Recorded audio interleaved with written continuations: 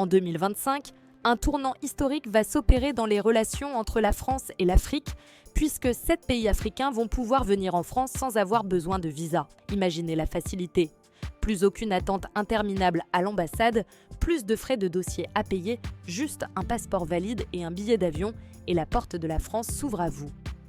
Commençons par le premier de ces pays, un nom qui ne surprendra personne tant il est lié à la France par des décennies d'histoire et d'échanges, le Maroc. Le Maroc, situé juste de l'autre côté de la Méditerranée, a toujours été un partenaire privilégié de la France. Les liens entre les deux pays sont profonds, qu'ils soient culturels, économiques ou même familiaux.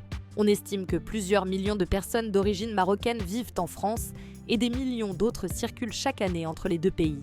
Le Maroc est aussi une porte d'entrée vers l'Afrique pour la France, un pays qui attire de nombreux touristes et investisseurs français. Cette suppression du visa pour les séjours courts est donc une formalité qui s'inscrit dans une logique de facilitation des échanges et du rapprochement entre les peuples. Elle permettra à des familles séparées par la distance de se retrouver plus facilement, aux entrepreneurs d'aller et venir sans contrainte et à tous les citoyens marocains de découvrir la richesse de la culture française en toute simplicité. Passons maintenant à la Tunisie, ce petit pays du Maghreb qui partage aussi avec la France une histoire longue et complexe. Depuis l'époque coloniale, les relations franco-tunisiennes se sont transformées en un partenariat solide. La Tunisie est l'un des pays d'Afrique du Nord qui bénéficie d'un flux touristique important, en grande partie grâce à la proximité avec l'Europe. La nouvelle mesure supprimant l'obligation de visa pour les Tunisiens qui souhaitent se rendre en France va sans doute amplifier encore ces échanges. Plus qu'un simple voyage, c'est une opportunité de renforcer les liens culturels, économiques et humains. Cette liberté de circulation devrait aussi dynamiser les échanges commerciaux, puisque la Tunisie est un acteur important dans plusieurs secteurs industriels qui intéressent la France, comme le textile, l'agroalimentaire et les technologies. Le troisième pays sur la liste peut surprendre, car il est situé à des milliers de kilomètres au sud, en Afrique australe. Il s'agit de la Namibie. Ce pays, célèbre pour ses paysages spectaculaires, ses dunes rouges, le désert du Namib et ses parcs nationaux, où l'on croise éléphants et lions, est aussi une terre stable politiquement et économiquement.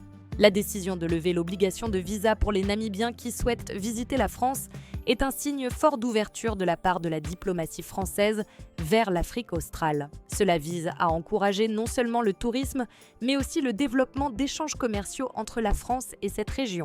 La Namibie possède des ressources naturelles importantes, notamment dans les secteurs miniers, et ce rapprochement pourrait ouvrir la voie à de nouveaux partenariats économiques. Pour les Namibiens, c'est aussi une occasion unique de découvrir l'Europe, ses cultures, ses universités et ses opportunités professionnelles, sans la barrière administrative qu'était le visa. Le quatrième pays est l'île Maurice, une petite perle de l'océan Indien.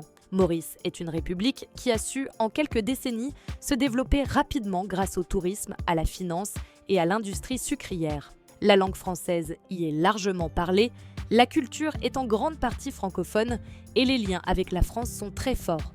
Pour les Mauriciens, pouvoir venir en France sans visa va considérablement simplifier les déplacements, qu'ils soient pour le tourisme, les études ou les affaires. C'est aussi une manière pour la France de consolider sa présence dans l'océan Indien, une zone stratégique sur le plan géopolitique. Ce rapprochement peut aussi faciliter les échanges culturels, notamment à travers la francophonie, en renforçant les collaborations universitaires et artistiques. En cinquième position, on trouve les Seychelles, un autre archipel de l'océan Indien. Connus pour leurs plages paradisiaques et leur biodiversité unique, les Seychelles attirent chaque année des milliers de touristes français. Mais cette fois, c'est un nouveau flux qui se prépare, celui des Seychellois qui pourront désormais venir en France sans visa, ce qui ouvre des perspectives intéressantes, notamment dans les domaines de l'éducation et des affaires. Les Seychelles, malgré leur petite taille, sont un pays stable avec un PIB par habitant parmi les plus élevés d'Afrique. En facilitant l'accès à la France, on encourage aussi les échanges dans des secteurs comme la recherche scientifique marine, le développement durable et l'écotourisme. Pour les habitants des Seychelles, cette décision est une ouverture vers le monde européen et ses opportunités. Le sixième pays de cette liste est le Sénégal, un acteur majeur en Afrique de l'Ouest. Le Sénégal et la France partagent une histoire étroite, avec des liens forts sur les plans culturels, économiques et migratoires. Dakar, la capitale, est un véritable carrefour culturel où la langue française est largement utilisée et la diaspora sénégalaise en France est très importante. La suppression de l'obligation de visa va donc faciliter les voyages pour des millions de Sénégalais qui ont des proches en France ou qui souhaitent développer des projets personnels ou professionnels. Cela va aussi favoriser les échanges commerciaux et touristiques entre les deux pays. Le Sénégal est en pleine croissance économique, notamment dans les secteurs des technologies et de l'agriculture, et ce rapprochement pourrait booster les partenariats dans ces domaines. C'est aussi un signal fort de confiance de la France envers ce pays qui joue un rôle de leader dans la région. Enfin, le 7e et dernier pays est le Cap-Vert, un archipel situé au large des côtes ouest-africaines. Le Cap-Vert est un exemple remarquable de stabilité politique et de développement économique en Afrique. Cette petite nation insulaire a réussi à diversifier son économie grâce au tourisme, aux services et à la pêche. Le fait que la France accorde cette exemption de visa aux Cap-Verdiens est une reconnaissance de leur sérieux, de leur stabilité, mais aussi de leur importance stratégique. Pour la France, c'est aussi une opportunité d'affirmer sa présence dans l'Atlantique et de développer des relations économiques et culturelles avec ce pays dynamique. Pour les habitants du Cap-Vert, la facilité d'accès à la France peut se traduire par plus d'opportunités éducatives, professionnelles, mais aussi par un enrichissement des échanges culturels. C'est un pont direct qui va se créer entre ces deux territoires. En résumé, cette mesure prise par la France en 2025 est bien plus qu'une simple formalité administrative. Elle traduit une volonté politique forte de renforcer les liens avec certains pays africains, choisis pour leur stabilité, leur potentiel économique et leurs relations historiques avec la France.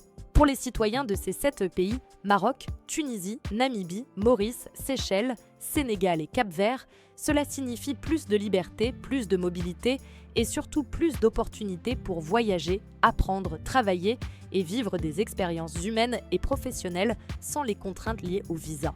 Il sera passionnant de voir comment ces changements vont transformer les flux migratoires, les échanges culturels et les coopérations économiques entre la France et ces pays africains dans les années à venir.